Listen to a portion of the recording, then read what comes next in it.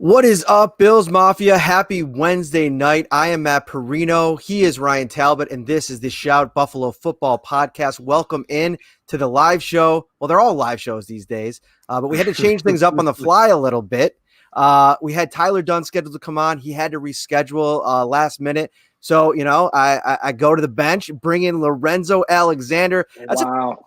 Ryan, when you can bring a guy like Lorenzo Alexander in off the bench, you know you got a pretty solid squad. Am I right? Yeah, you got to, right? Oh, absolutely. Only thing I do see, you're right. Yeah, I just wish I had my little one-man gang at the bottom so people know where to reach me too on Twitter. See, that's the funny thing.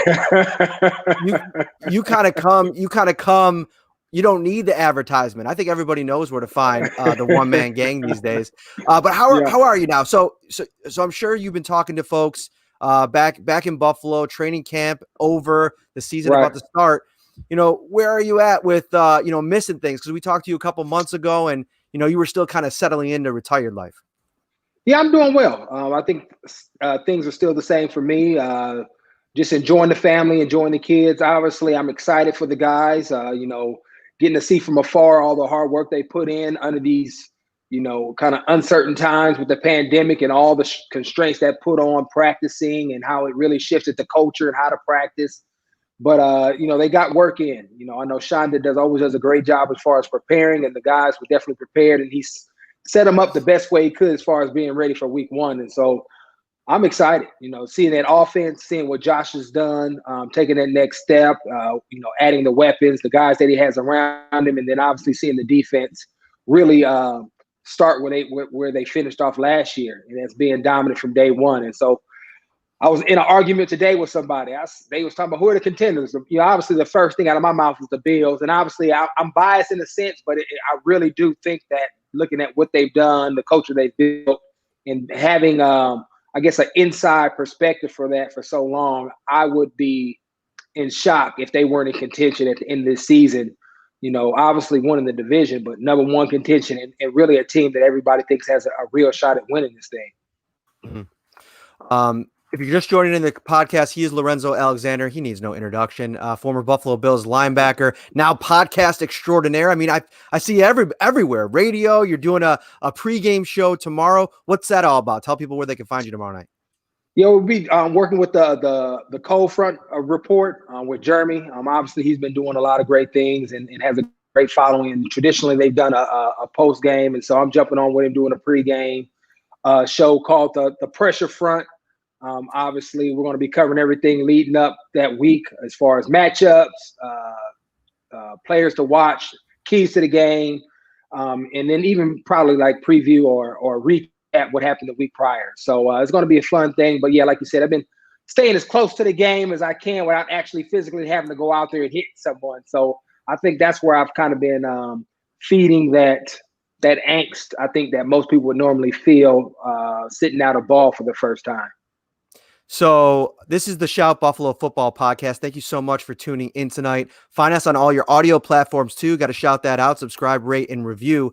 Now, Lorenzo, this is a big couple days for the Bills. And, we'll talk a little bit about, some of the player decisions and some of the, the directions that Brandon Beane and Sean McDermott went with the roster. But I'd be remiss if I didn't start with your man, Tre'Davious White. Huge weekend, massive deal. How excited are you for not only him as a former teammate, but him particularly, a guy that, anybody that you talk to just has glowing things to say about?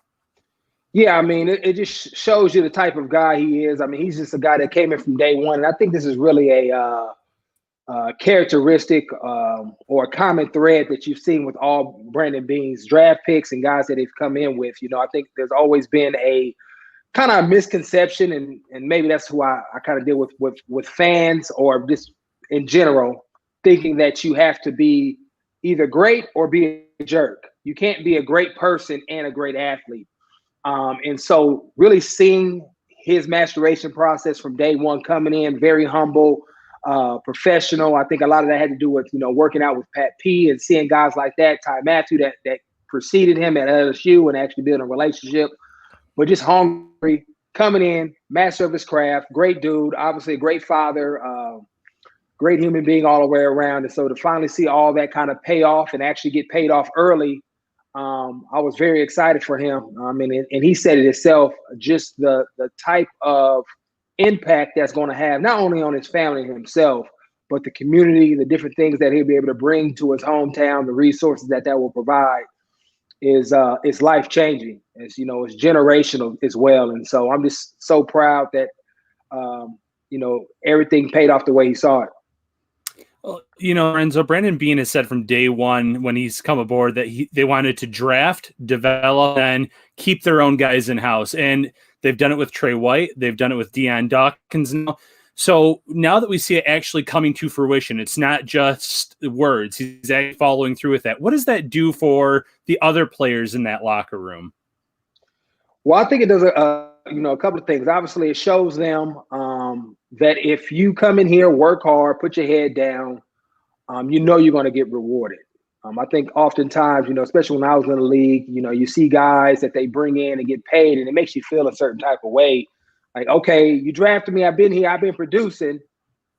Why are you paying somebody else and not rewarding what I've done here? And so I think it's just great for the organization. You create continuity there, and then guys knowing when they come in that organization, if they do the things that have been laid out before them, and as you said earlier, it's just not words to get me to do some stuff and then you not reward me, but it's actually going to pay off in the end, is huge. Guys are willing just to, I think you allow that to be your testimony. Hey guys, so now Trey and Deion are actually going to be telling, hey man, you come in here and work, you do what you got to do, you're going to get paid. Look at me.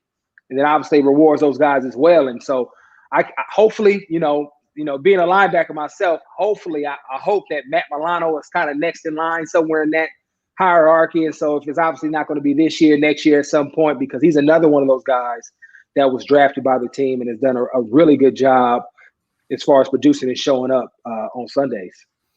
Yeah, the tough times to have your contract come up, looking at next year and this salary cap going down. But the thing that's kind of nice for a guy like Matt Milano, he's probably going to get paid somewhere. No matter where he goes, he's going to get that kind of money that he wants. Because you know what you said, put in the work, earn that next contract. And, you obviously love it for, being a former Bill to have it be in Buffalo.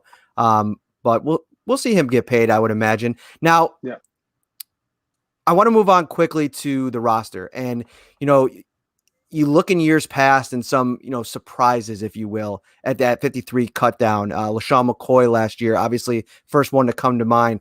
This year, there weren't a lot of surprises. And we were talking to you a few months ago and you said, hey, man, Trent Murphy, man, everybody's got to step off this running Trent Murphy out of town business. Right. And you called it way before that, any of this happened. I mean, so you weren't surprised by that at all. No, not at all. I mean, Trent is a great player. And then I think people forget that he was coming off of an ACL injury in, 17 now? And so that first year was just getting healthy. And then last year you saw more production. And so now they're really know that he's healthy, ready to go, has gained that confidence because you saw it towards the end of the season. And so for me, looking at that D-line room, you want continuity, leadership, tough, rugged players, guys that do it the right way.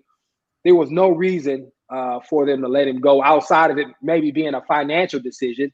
But I think Brandon Beane has done a great job of putting his team in the right place to where if you don't have to let a great guy, a great football player and a leader in your locker room go because of finances, there's no reason to do it. And so that's why it's always great to make sure that your front office is doing those type of things so that you don't have to let great talent, great dudes go. Yeah, and you mentioned Murphy and this defensive line. Looking at this game on Sunday against the Jets, if there is one mismatch, I think it's going to be that defensive line versus the Jets' offensive line. Let's have 5 new starters on that line. While, there's some new faces on Buffalo's line. Mario Addison knows this system. Jerry Hughes, obviously, they're going to be kind of probably in some rotation. Trent, Ed, Vernon Butler, et cetera, and the list goes on and on. Jackson, yep. Quentin Jefferson, yes, absolutely, inside and outside. So, maybe that's one area, that defensive line after the quarterback, actually sacking the quarterback, we haven't seen in years past. So is that maybe the biggest mismatch that we're going to see on Sunday, is the Jets line versus the Bills defensive line? Yeah, that was definitely something that I was going to be looking for, especially with Mekhi, the big left tackle that the Jets drafted, just seeing the matchups and the people that they put on him and how they try to take advantage of him. Especially he's a bigger guy. Obviously, he moves well, but he's a rookie, still a rookie. And so you have to go out there and treat rookies like rookies and make them earn, all the hype and all the notoriety of being drafted that high. And so I'm very intrigued to see how they attack him as well as the rest of the offensive line. One thing that our defensive staff have always done is found, the weakest link or the protections that we can take advantage of, and then we dial up things to kind of attack that. And so I always like to watch that cat mouse game. And like you said, I think offensive line rely on continuity and playing together more than any other group on the field. And that's why, when I think about the great O-lines, they weren't great individually, but collectively is where they really worked. Guys helping, knowing calls, being able to communicate very well. And so if they can take advantage of teams not having, live reps, when I'm talking about practice or preseason games, I think we have a huge advantage there. And you just named, rattled off 4 or 5 guys that can rush the passer at a high clip. And so, yeah, it's I think that will be an upper hand for the Bills. But then it's all about finishing. And you said one other thing, sack numbers are great, but it's really all about affecting the quarterback. So if I'm hitting Sam Darnold all day and disrupting him and he can't complete any passes, that's just as effective as a sack. Yeah, for D lineman, we want to get him down and get that stat, but just really watch how the pocket is manipulated and what Sam feels like when he's in the pocket. I think it's the better metric to look at when you're watching this game. You mentioned Sam Darnold, and you're an expert on the subject just because you faced him probably more than anybody, the Bills and the Patriots and Dolphins, than anybody in the league. I mean, 4 times in 2 years. He's a guy that's kind of, for all the things that are said about Josh Allen and how the Bills have built around him and tried to make him comfortable, the complete opposite could probably be said for what's happened in New York with Sam Darnold. But on Sunday, I mean, this is still a talented quarterback. I mean, what do the Bills have to do to contain him, to, make him beat you, if you will? I think you said, I mean, he's actually a pretty good athlete. I think he doesn't probably get enough credit for that. He's able to scramble and get around and out of the pocket. So really just keeping him in there, corralling him, and then getting him down. I don't think there's any one thing that he is just horrible at. So, I mean, it's just all about, beating your guy, getting him off the spot, making him feel uncomfortable, because he does take his eyes down. When he takes off, he's really running. And I think also being physical with his receivers at the line of scrimmage, I think is going to be huge as far as just getting them off their timing. They like to run a lot of that, intermediate, quick stuff at the line. And I think that was one of the things we were able to do last year, was take some of those things away with a couple of our adjustments.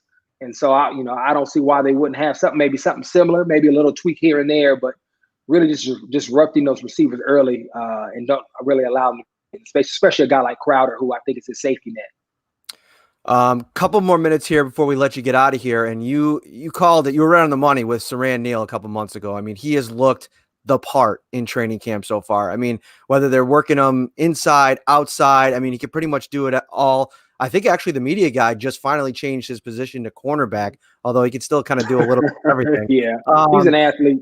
But one guy that completely shocked everybody, and I actually broke the news on Saturday, and I started getting texts from colleagues saying, hey, man, are you really sure about this Lashawn Phillips? Did he really make the roster? Do you want to go back and maybe check your source? And I'm like, no, man, it is confirmed. He is on the roster. So were you surprised? Because I talked to him yesterday, and he told me that you were one guy that really helped him out last year and somebody you looked up to. Yeah, I try to call Lashawn. He's a very good player, athletic, can definitely help on special teams, and is still learning this game and learning the scheme, and has definitely made huge strides to getting here a couple of years ago.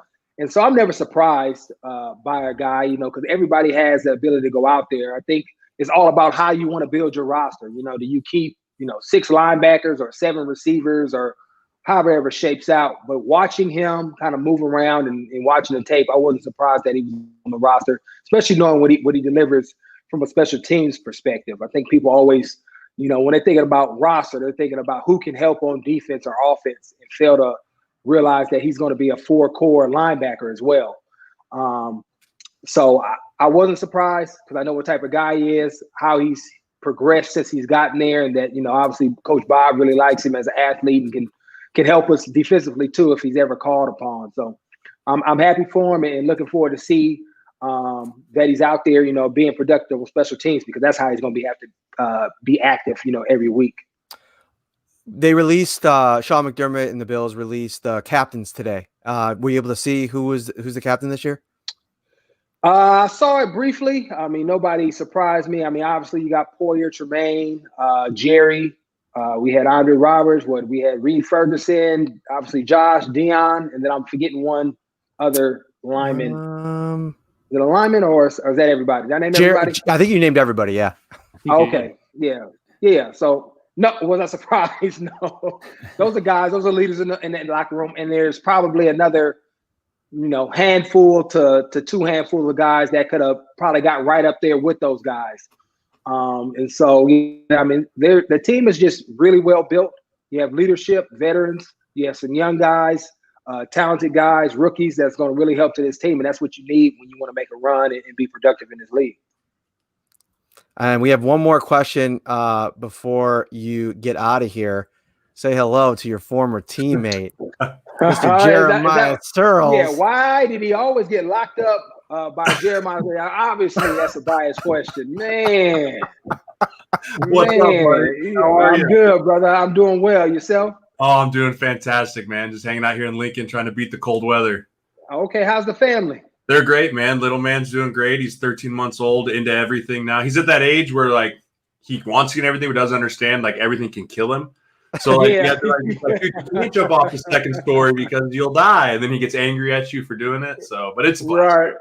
Yeah, that's what's up, man. It's always good seeing you, brother. Absolutely, brother. It's always good to see you as well. Glad to see you're doing well down there. So, yeah, things are well. Shout out anything you got coming up. Anything, I know you got the show tomorrow. Anything else that you want people to kind of be aware of? Just stay on the lookout for the foundation, the ACES Foundation, LorenzoAlexander.org. We'll be doing some different things in Buffalo as well as Oakland. Just trying to help student athletes during this time where they don't have their sport, but trying to make sure that it's productive. A lot of guys transition out of the league. This just happens, and it happens to people at different times, right? Whether you play in the NFL, I was lucky to play 15. Don't get drafted after college, high school, or maybe it's even in middle school. At some point, you're no longer going to play athletics. And so just trying to help them understand all the other things, whether it's media, whether it's being a physical therapist, an agent, a lawyer. There's so many other things that are supportive of the athlete that you can still be productive in and help your community and still be around sports. And so we're working on some things there in Buffalo to help some of the kids, especially with South Park High School with Tim Delaney. So check out for that. If you go to LorenzoAlexander.org, please sign up for the newsletter. We'll start putting that out quarterly just to kind of keep people informed and let people know what's going on as well. There it is. My man, thank you so much for taking the time on short notice. You're the man. Yeah. Thank you so much. Yeah, anytime, fellas. I got you. Later, Zoe. All right. Jeremiah Sirles, my friend, how are you? I'm great, man. I'm good. I'm hanging out in here in Lincoln, staying warm. It's freezing down here today. Well, it's funny if you and Zoe kind of meet in the middle. I think you'd find a little perfection. He said it was first day under 100 in a couple weeks out in Arizona. So, oh yeah, Arizona's a mess right now, dude. It's freaking so hot out there. But like, it's been really hot here. So like Saturday was like 100 degrees, and then today it's like 40. And like snow, it's been raining, snowing, like kind of that mix all day long. And so it's nice because it's like, ooh, football weather. And then I have to remind myself, like, oh, the Huskers aren't playing because the Big Ten sucks. So it's like this give and take back and forth. So tell everybody what you're up to. I on your bio it says media talent for Husker Sports Network, and I got to say, I've watched a few of your podcasts, listened to a little bit of it.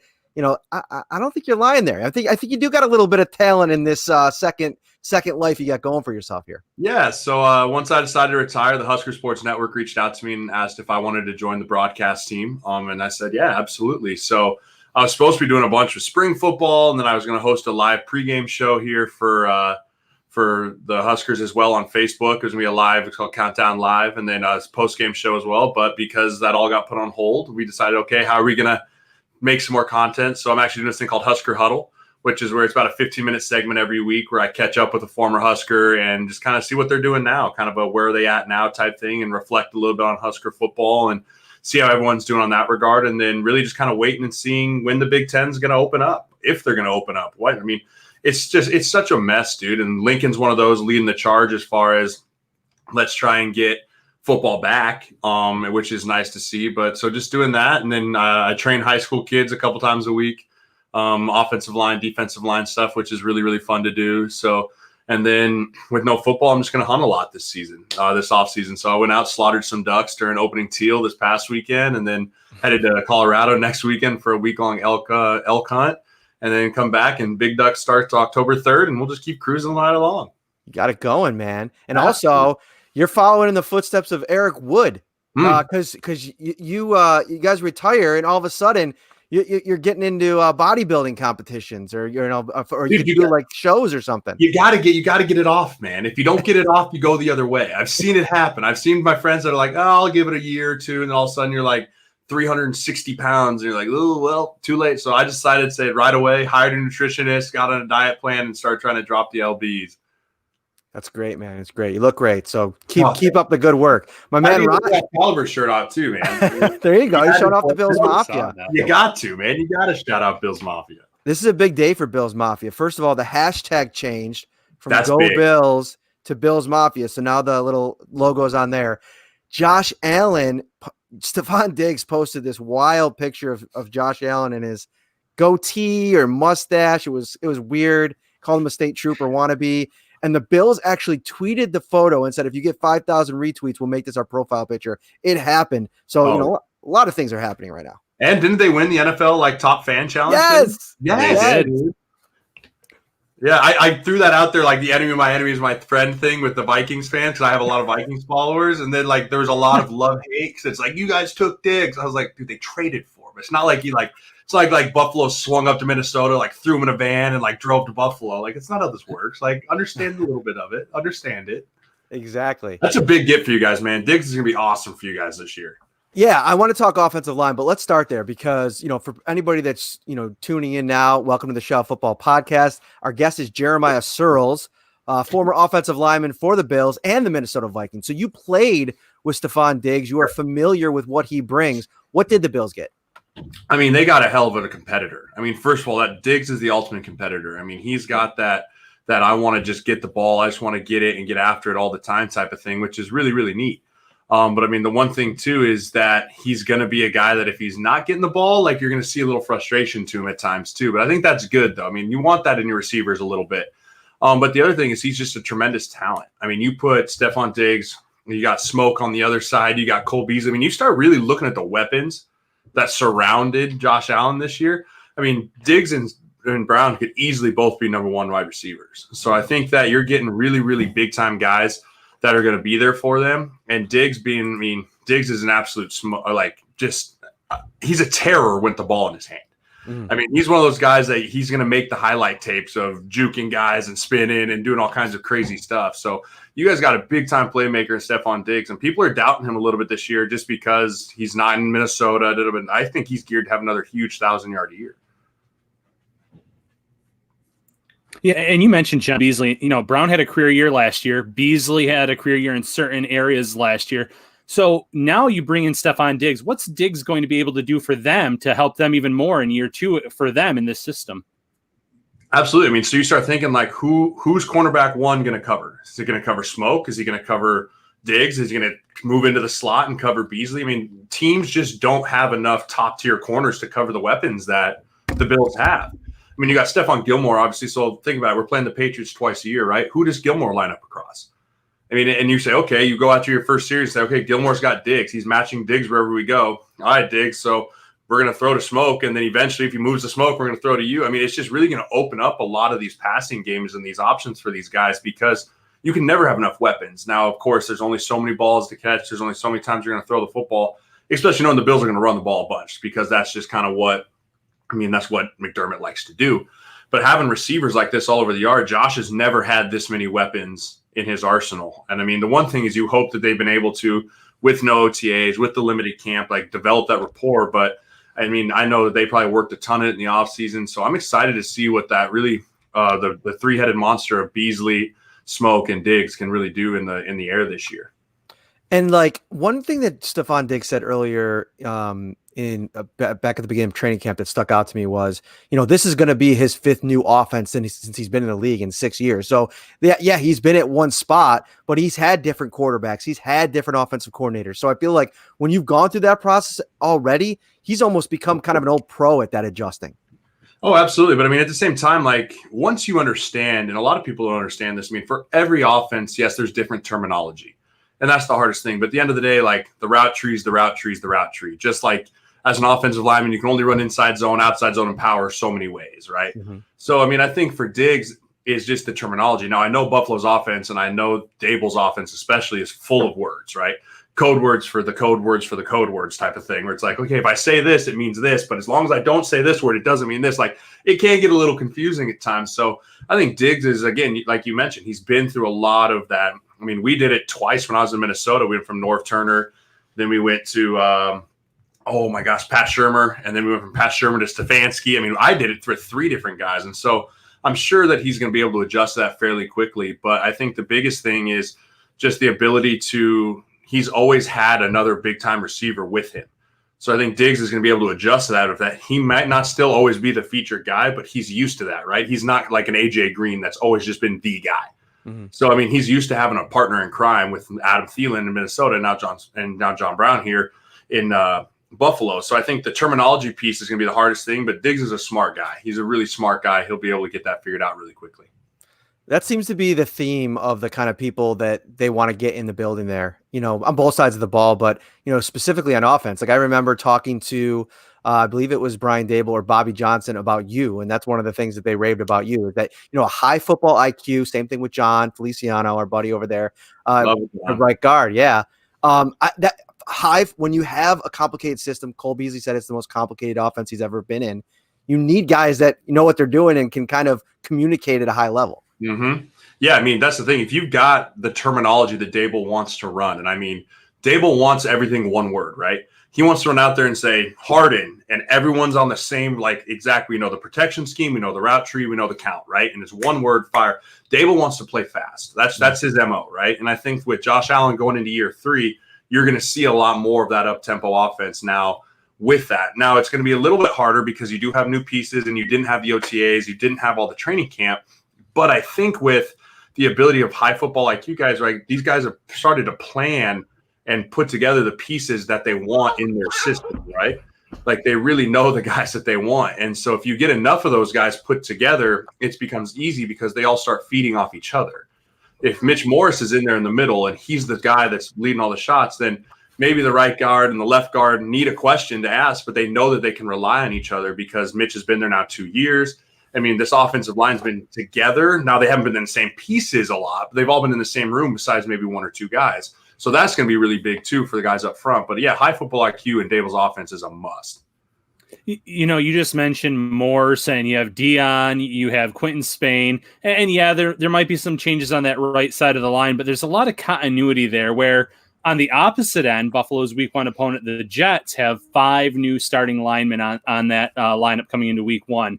So, as a former lineman yourself, how hard is it to play next to someone, especially in an offseason like this where no OTAs, no preseason? How hard is it going to be from a communication standpoint and even just a protection standpoint? I mean, the biggest thing is they're not going to have to worry about Bills Mafia going crazy in the stands. And I think a lot of people aren't really taking – I mean, so example I used, I was on a Vikings podcast today talking about week 1 against the Packers, right? I mean, Aaron Rodgers has notoriously struggled in US Bank Stadium. I don't think he's going to struggle this year because guess what? Aaron Rodgers can go do Aaron Rodgers things that he does at Lambeau, making checks, making calls, pointing things out, because he doesn't have to worry about people freaking out on 3rd and long. And so I think that then turns into favor with 2 types of quarterbacks. One, the Hall of Famers, right? You start talking about the Aaron Rodgers, the Phillip Rivers, the Tom Bradys, the guys that can now make the checks. It's going to really help them. It's also really going to help save some of the younger quarterbacks, the Sam Darnolds, the Baker Mayfields. I mean, the guys that are still getting their feet wet because they're not too worried about crowd noise. They can go on cadence. They can make checks at the line. So, I mean, I think that's going to help those guys, especially with 5 new offensive linemen starting for the Jets. I mean, I know one of the guys, Alex Lewis, a good buddy of mine, he's starting for them. I mean, so they got a lot of work to do. But I think that people are really don't understand that road games and like the crowd noise is a huge factor in these games. And so not having that this year is really going to be very interesting to see how offenses start doing on the road compared to how they've done on the road in the past. So the Bills put out their first unofficial depth chart today, and everybody was so excited. It was almost like Christmas morning because Sean teased the right side of the line on Monday, and then he got to today, and he's like, well, I'm not holding anything back, but I'm going to hold everything back and say it could be anybody. But it's interesting. I've seen a lot of things over the course of the last 3 weeks. I'm not privy to say because it will give things away. But they'll shun you, right? Don't they shun you, shame you away from practice? Someone get locked away up there? Yes. Well, let me ask you this first before we get into, the nuts and bolts of it, because I want to ask you something about Cody Ford. Yeah. But, a lot of fans or, media members kind of see this tactic in this environment and kind of, roll their eyes or whatever. But, I've kind of maintained that I do kind of get it, that if you have a competitive advantage to find and use, why not use it? I mean, this is an important year. Now, I don't want to say it's not even close to a make or break year for Sean or Brandon or the Bills, but it's what this has all been leading up to. So if they can find an advantage to help them win, especially early on in this environment, why not do it? Absolutely. I mean, football, the NFL is all a game of inches and a game of advantages. I mean, if you can give an opponent one less thing to study because they don't know who they're going to line up across, that gives you the advantage. So I have no problem with it. I think sometimes, and now that I'm in the media, I fully understand and I fully get how frustrating it is. But at the same time, I've been on the other side where you want that competitive advantage. You don't want that D lineman knowing and being able to pull up tape from a year ago or 2 years ago. Okay, so say Cody Ford is starting at right guard. Well, he's going to pull up maybe some preseason tape from last year when he played some guard and say, hey, how did he play here? What's something I can attack? What's something I can't attack? Or it's hey, who's starting at right tackle? Is it Darrell Williams? Is it Ty Nsekhe? Or is it Cody Ford? And then let me pull up that tape and let me study those guys and see what they can look like too. So, anytime you can get a competitive advantage like that, you absolutely should do it. And Sean's a close to the vest guy, right? I've never been around more of a coach that wants to play things closer to the chest. I'm talking about anything from what time's the meeting to who's starting at right guard. Everything's this cloak and dagger hide thing, which isn't necessarily awesome as a lot of times, but at the same time, it's just who he is. So I think that, I have no problem with it. And I think it's going to be good for the Bills in the long run. You mentioned all the names, Ford and Nsekhe, Darrell Williams. Williams had a really strong camp by all accounts. And Nsekhe, when he was out there last year, we think he played very well. So all things considered, in your opinion, where do you think Cody Ford should play? Especially when you look, you don't want to think too far down the road, but this is a former second-round pick. You don't have that fifth-year option on the guy. You want to get him into his best spot sooner rather than later to see what he turns into. So if you're Sean McDermott, where would you put Cody Ford starting in 2020? I think in a perfect world with John Feliciano staying healthy, I think you put Cody Ford at right tackle. I really do. I think that that's where he could play really well. I think that's where they drafted him to play. You don't really draft a guy in the second round and be we're going to move you to guard. You don't draft guards in the second round. Unless you're Quentin Nelson, it just doesn't happen, right? You want to draft tackles. And I always tell people, you can always move people in. You can go from tackle to guard to center and then to home, which is what I did. Started as a tackle, moved into guard, went to center, and then you weren't good enough, so you go home. But you don't really move out. You don't really see someone hey, we drafted a center. Let's see if you can play guard. Oh, let's see if you can play tackle. So I think that they truly drafted Cody to play tackle, and I think Cody can play tackle. I don't think it's a matter of can he or should he. I think he is a true tackle. I've watched him play. I was there with him. Sorry, my dog's trying to choke himself on all my cords here. I got a chance to watch him when I was there and do his thing. I think he's a really good tackle. He's got really good feet. He's got strong rate, in the run game. But I think that he's a guy that could play guard. Now, do I think he's a starting guard in the NFL? I don't know if he has that power and that anchor to really sit on that bull rush right from the get. I could be wrong. But as I watch him, I think he's a guy that's athletic and wants to get in space and really mirror guys out there. So I wish he could play right tackle. But I honestly think that you mentioned it, you got to get him on the field. He's a second-round pick. I think with Feliciano going down, he's going to be the guy that steps in at right guard. I don't know anything about anything. I haven't talked to anyone up there really. This is just what I'm guessing from watching. I think it's okay, we drafted this guy in the second. We need to get him on the field. Where should we put him? We got to put him at right guard, which is a gaping hole for us right now because we have so many good options at right tackle. Mm-hmm. What are your impressions of Brian Winters? Because obviously, you paid attention to the thing with the Jets. You mentioned your buddy up there now, Spencer Long, was there before he joined you guys in Buffalo. And which, by the way, if you want to say anything about Spencer Long, nice little career that he had. He lived in my basement until 2 years ago, so he's been my best friend since college. We played together in Nebraska together. We were hoping to get the chance to play next to each other in Buffalo there, but I mean, I getting hurt, him getting hurt, whatever, it didn't work out. But yeah, he called it a career. He's cruising the world right now with his girlfriend, loving life. So proud of him. Good for him. He was sad to leave Buffalo. I mean, everyone I've talked to is always sad to leave Buffalo. I mean, we love it up there, dude. It's such a fun place. Man, all these comments are going to start if there was like little like buttons. If this was the Buffalo Phonetics show where you got to pay money to do the comment, they'd be like, ding, ding, ding. I still work out in my Buffalo gear. I still I find Buffalo fans all the time. I mean, it really is like a hidden. I can compare it to Nebraska fans, like the diehard, right? I mean, if you meet a Buffalo fan, you don't meet a like, oh yeah, I kind of like the Bills. It's like, dude, I bleed for the Bills. Yeah. Like you don't find them like they do for Bills fans. It's pretty sweet, man. Yeah, man, and it's what makes our job so awesome. I mean, I came from the UFC, and people that I meet from the national scene sometimes ask me, "How are things going since you moved back to Buffalo?" And it's like, you don't understand, man. Every day of my job, I have like a couple, dozen thousand people that are just chomping at the bit to kind of hang on every word that I have. It's crazy. There's not a lot of things like that.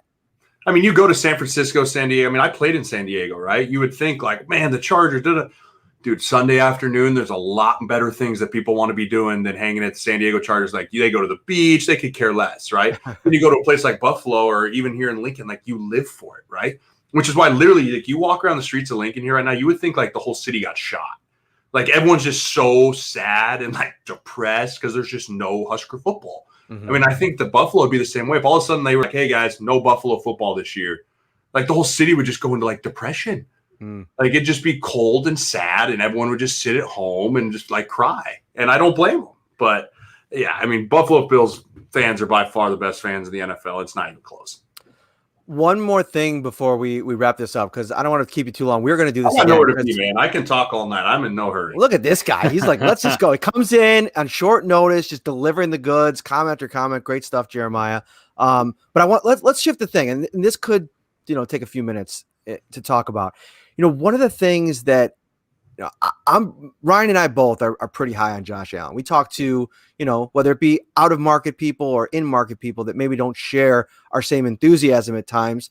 I think that there is a lot that you should like from what happened last year, while also saying at the same time, there's things that you hope as a fan, as a member of the coaching staff, teammate, you want to see Josh Allen improve upon. One of the areas where I feel like he struggled the most last year, and it's pretty obvious, this is not rocket science, was when defensive coordinators were able, whether it was personnel-wise or just scheme-wise, able to throw the kitchen sink at him. And one of the guys that he'll face is Greg Williams this weekend, who likes to dial up those blitzes and get after the quarterback.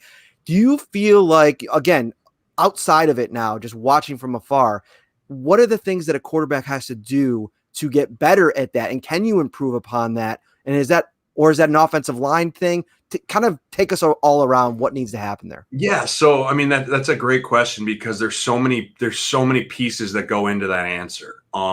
So I've got to play with some unbelievable quarterbacks in my career. So I started my career with Phillip Rivers, right? Who, in my opinion, is one of a Hall of Famer. It's not even close. I mean, the smarts of that guy's incredible. I then go to Minnesota where I'm with a young quarterback in Teddy Bridgewater, who then he gets hurt, who brings in a veteran, Sam Bradford. Again, incredibly intelligent human being, the way he approaches things. Then go to Case Keenum, and then I come to Carolina where I get to play with Cam Newton. Then I come up to Buffalo where I get to play with Josh. And so I've had a little bit of variety of everything, and there's no great answer for that question except for it takes a village. So when I say that is, so defense coordinators see a young quarterback and they think, let's throw stuff at him that he's never seen before. Because a quarterback has so many things on his mind, right? He breaks the huddle. He's thinking, okay, what's the coverage? What's the cadence? Who am I going to? Where's my first read? Like, and a lot of the times his first inclination is not what blitz am I going to see? Like, who is it? 4 down front? Is it 3 down front? Is it Mike, Jack, Sam, whatever it might be? Like, you really don't get a lot of that. So I think now that Josh has moved into year 3, same system, which is extremely important. I think you see a lot of young quarterbacks, if they start mixing systems early on, their development just like completely stops because they don't truly get to develop through a system. So Dable, year 3 here, he now knows the system to where now when he breaks the huddle, he can start being like, okay, let's identify coverage.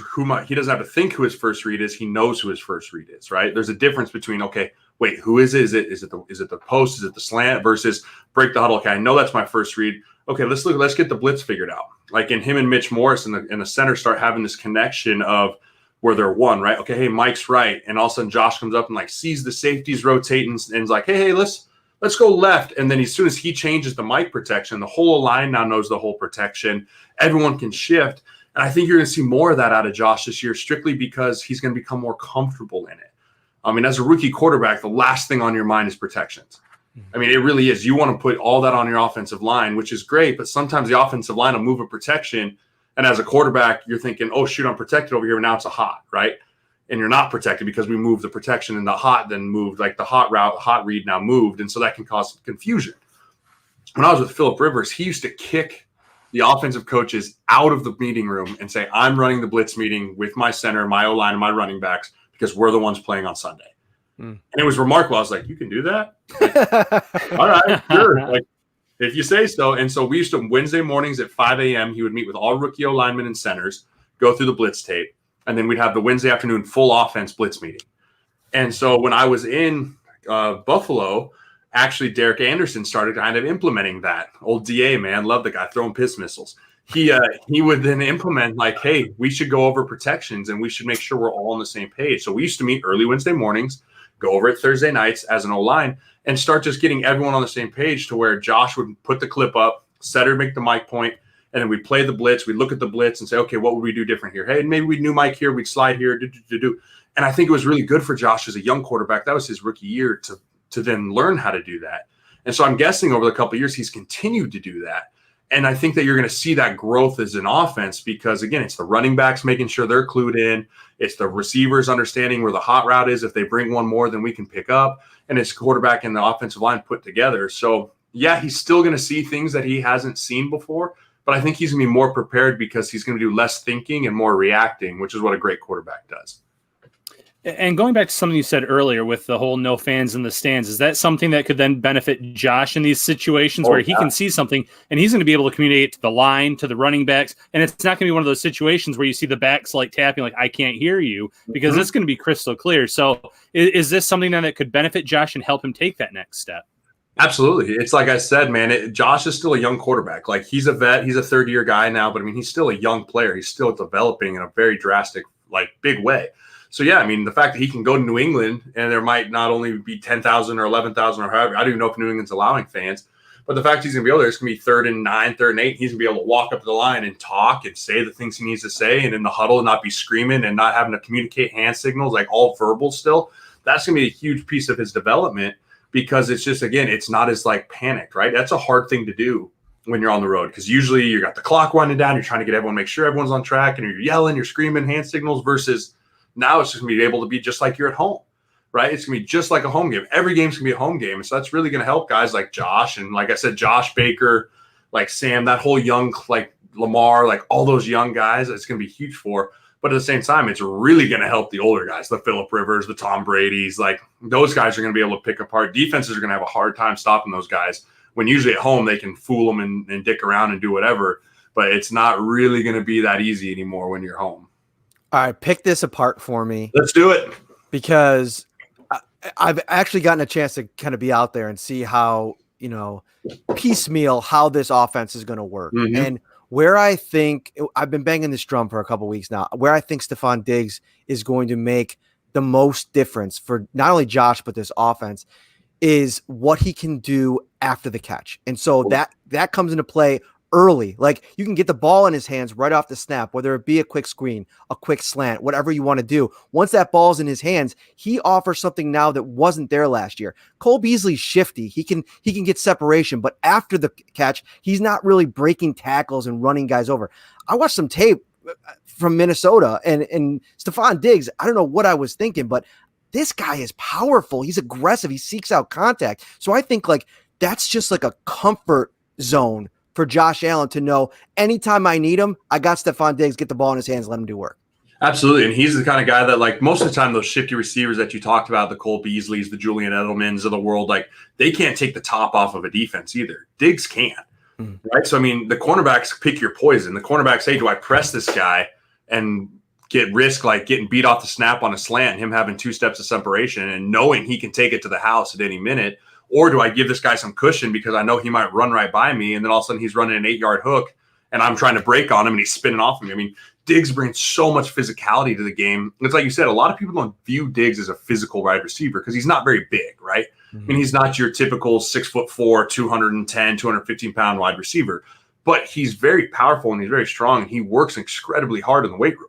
That's one thing. Diggs has always been a weight room guy. He works his tail off in there, and you see it. Like, the dude's built pretty well. I mean, he's a pretty solid guy. So I think that that's a big piece of Josh is going to have the comfortability factor. And I think that's a huge thing of when you talk about Josh Allen's development is really being trustworthy and really comfortable in the fact of the people around him. I think Josh isn't going to run as much this year. I think there's still going to be times, but I think he understands, like, I have enough pieces and I have guys that are way more like explosive with the ball in their hands than I am. Like, let's get it to them faster. A 3-yard slant's okay because that 3 can turn into a touchdown or it can turn into 10, it can turn into 15, but also, I think Josh is starting to understand, like, if I keep plugging that 3-yard slant in the fourth quarter, that 20-yard post route is going to be open because those safeties are going to start sucking up because we're just picking them apart on this. And I think that's a big piece, too, of you have so many guys now that can run so many different routes effectively. That's really where you're going to see. I mean, I think the deep ball needs to get better. I think everyone understands Josh's deep ball wasn't great last year. And Diggs can blow the top off of defense. So can Smoke. I mean, he has 2 really good guys that can go deep on that. So I think if Josh can really kind of pin down that accuracy on the deep ball and then plan on just getting these balls in the hands of Diggs and Smoke quickly, it's going to be really, really good for him because it takes a lot of pressure off him and hopefully keeps him out of 3rd and long. Let me utilize your college football knowledge and go back to, last season, the last couple seasons in the Big Ten, Iowa defensive end AJ Epinesa. I want to learn a little bit more about him because it's funny. Yeah. And I'm still kind of shocked that the Bills got him where they got him. Now, I will say early on in training camp, you could see at times against a pro level offensive line with veteran guys, he's struggling at times, but I think that's probably to be anticipated. But what did you like about him coming out? And were you surprised that he fell so far? No, I wasn't surprised he fell so far because he's not the true speed rush. He's a tweener. I don't think he's a true defensive end. I think that the NFL has moved more into this true speed defensive end versus this, like, what it used to be, right? It's not the heavy, solid, big power run defensive ends anymore. It's really can we get the Daniil Hunters, the Njoku's or whatever his name was that came from Jacksonville, or the Von Millers or the Cleo Max, like these speedsters, right? Like, quick to the quarterback. Can we get there in 2.5 seconds versus the true power rush? And I think Epinesa is not really that true speed guy off the edge, but he's also not quite big enough to be a starting 3 technique. Like, he's a true tweener and he can do a lot of good things. I think he's extremely powerful. I think a lot of people don't understand he's a strong, powerful guy. I mean, you come from Iowa. I mean, love or hate whatever their old strength coach was there. I mean, Doyle did a phenomenal job in developing guys. I mean, he did. That's just what he did. He's he was a weight room guy. And so, I mean, I watched Epinesa a lot last year as I was breaking down film on Iowa for the Huskers. I mean, the dude just runs through people and he's got really long arms. And I think that where you're going to see him is 3rd down packages over the guard. I think that's where you're going to see a lot of Epinesa this year. I mean, strictly because there's so much talent out there for the Bills on the edge, right? You got Jerry Hughes, he's a double-digit sack guy a year. You got Trent Murphy, who I think is still going to be a stud. And then, I mean, is he a rotational guy or is he a special package guy?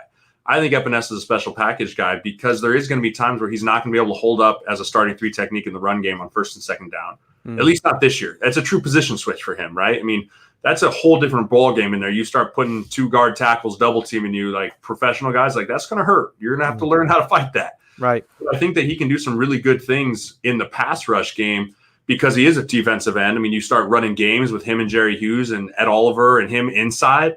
I mean, I think that could be where you see a lot from him this year versus the true starting, get him rolling type of thing. All right. Same school, different player, someone that's been in the league for a few years, Ike Butker. He's a guy that seems to fly under the radar a little bit. Last year he wasn't on a lot of. So let me just say here, let me interrupt this guy. Okay. This is a crush that Ryan has had for 3 years. He has been the president of the Ike Bucker fan club since I got here. So this is a great question. I'm excited. Let's go for it, man.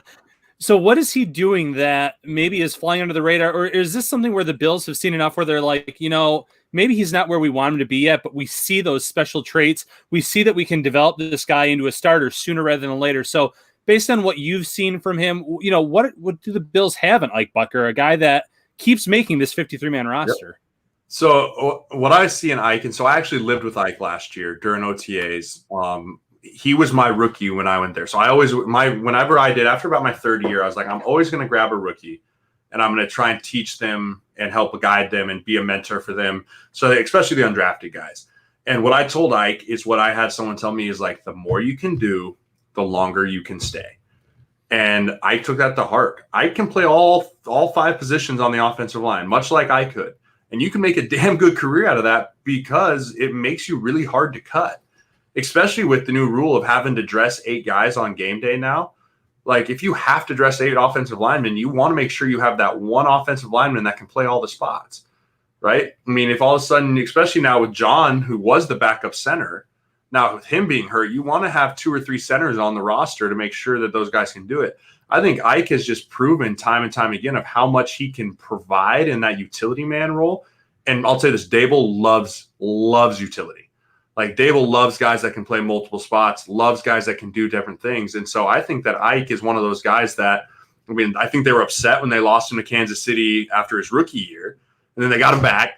And I think that they understand that if they let him go, like he won't be on the street long. Like he's not a guy they could hide and try and sneak on the practice squad.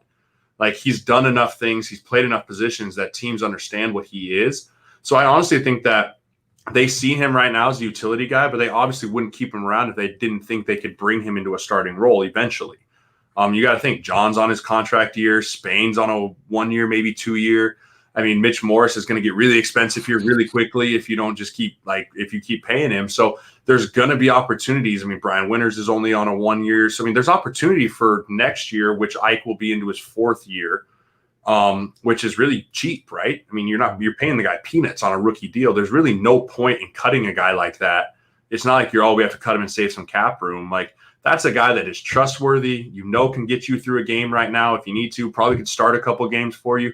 And you're only going to pay him $600,000, $700K this year compared to a guy that you might have to go get off the street that you're going to pay $1.5 to $2 million for. So I think it's a win-win for the Bills. And really, it's a win-win for Ike. Undrafted guy coming in, doing his thing. He made the active roster his first 3 years in the league. That's awesome, man. I want to ask you about that, that group of guys. And if you've had any conversations with guys in the league the last couple weeks, couple months, because like you look around the league and, just to use Buffalo as an example, you see a guy like Evan Boehm, who in most years, I don't think the Bills could have probably gotten away with cutting him.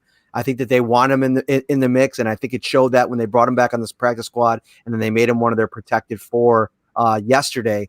But how do you think guys are handling this? You see the Bills, they go and they cut Andre Roberts and D. Marco, two veterans, only to bring them back, kind of like a handshake deal on the way out. Hey, we'll bring you back. But you need guys to do that. You cut a guy like Evan Boehm, who might be kind of bummed about that, a guy that was expected to make the roster, had a nice training camp, but he comes back, embraces his role with open arms. What's kind of the feeling about this environment, this climate? I think that the whole NFL is in this super weird, like the devil you know is better than the devil you don't thing, right? I mean, without the preseason this year, I don't think a lot of teams are going to be venturing around looking for old game film from last year of, hey, we should sign this guy off of what he did in 2019. It just doesn't make sense, right? And that's what the preseason's for, is like, hey, how did this guy develop over the offseason? How did this guy improve his game? Especially you start talking like O-linemen. Like O-linemen make big jumps in offseason, their strength, their technique, their footwork. And so, if you're a guy that gets cut and your team like Buffalo's is like, hey, we're going to bring you back, you'd be way more likely to be like, I want to go back to this team. I know the system. I know what their roster situation looks like. I know where I fit in.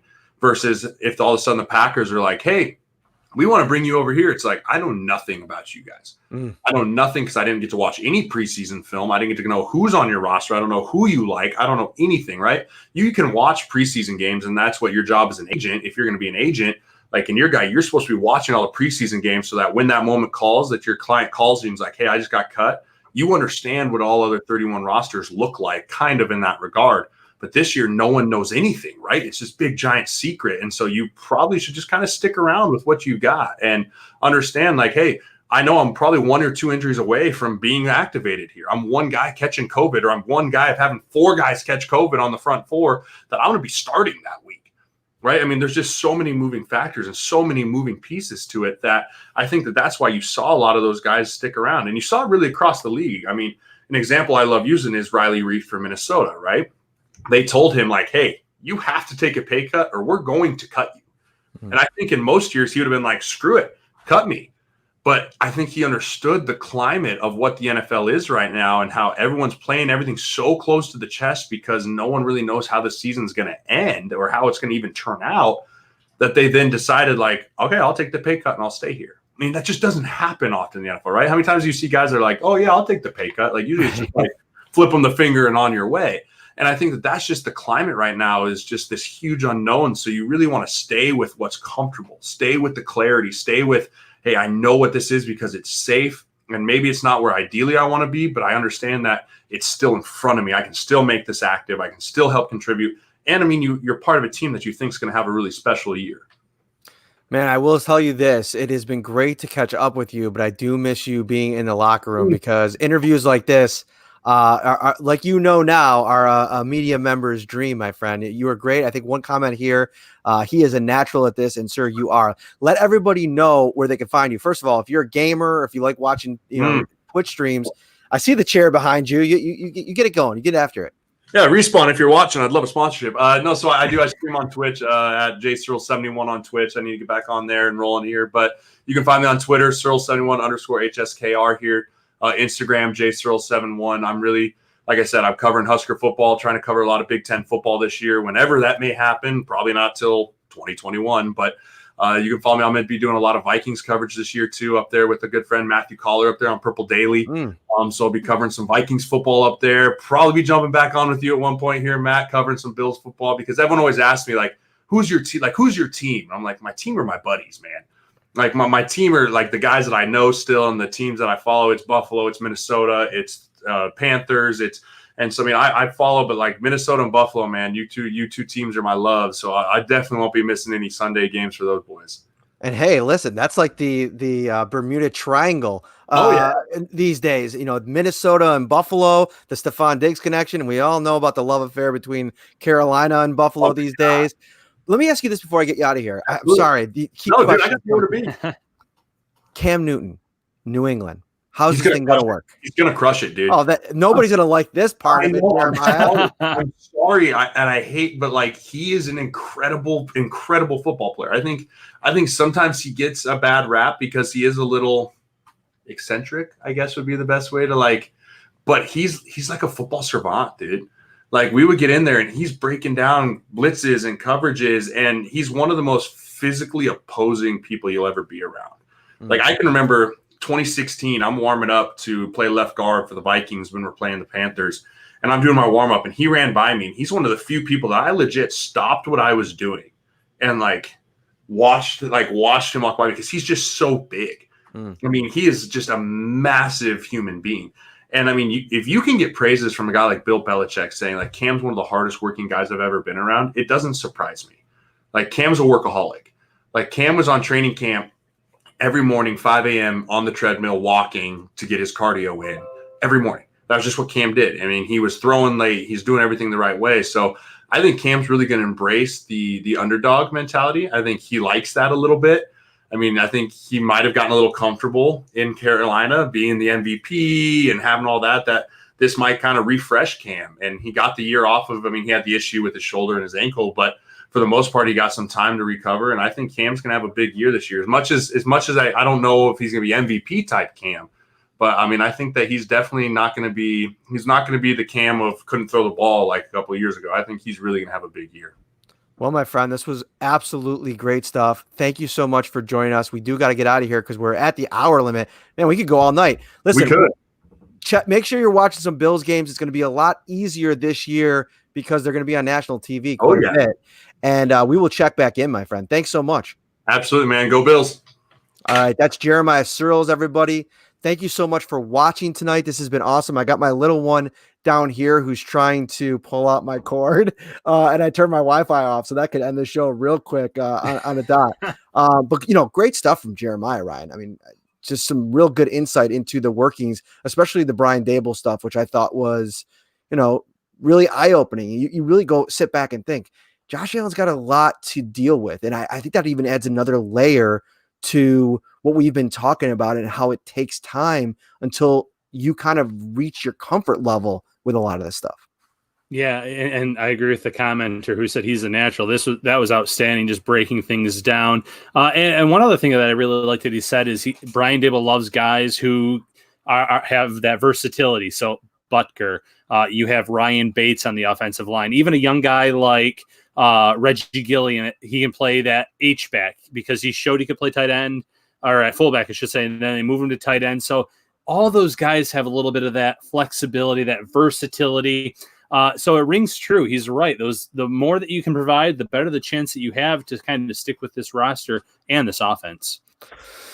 I'm gonna have to reach out to our editor and see if we can lock up Jeremiah Sirles to a contract, because I have a feeling he is going to start popping up on a lot of Buffalo Bills podcasts after that appearance. I mean, really, I knew he was going to be good. I mean, luckily for me, I've gotten a chance to hang out with him quite a bit, at various off-season events this last off-season before COVID hit, and he's super bright. I mean, you could see it. I used to, make him a regular visit in the locker room as well. Guys like Lee Smith, guys like Lorenzo Alexander, guys like Jeremiah Sirles, they really invite you into the locker room, which is a really cool thing. Thank you so much for watching, guys. I am going to get out of here because my daughter is going to pull out this cord. He is Ryan Talbot. I'm Matt Parrino. This has been the Shout Buffalo Football Podcast. If you're watching on any of the live platforms, please smash that like button. I'm going to do it for all the commenters because they always joke around in the comments saying to smash that like button. That's, I think, how the young kids are doing it these days. On the audio platforms, Spotify, Stitcher, Google, Apple, subscribe, rate, and review. We're starting to kick up those numbers. I'm trying to get, by the time we get into the first couple weeks of the season, I want to get those reviews up over 100. So help us out. We really appreciate it. This has been a great show. For Ryan Talbot, I'm Matt Parrino, and we will see you on Friday night because we're going to preview this Jets game. All right, guys, take care.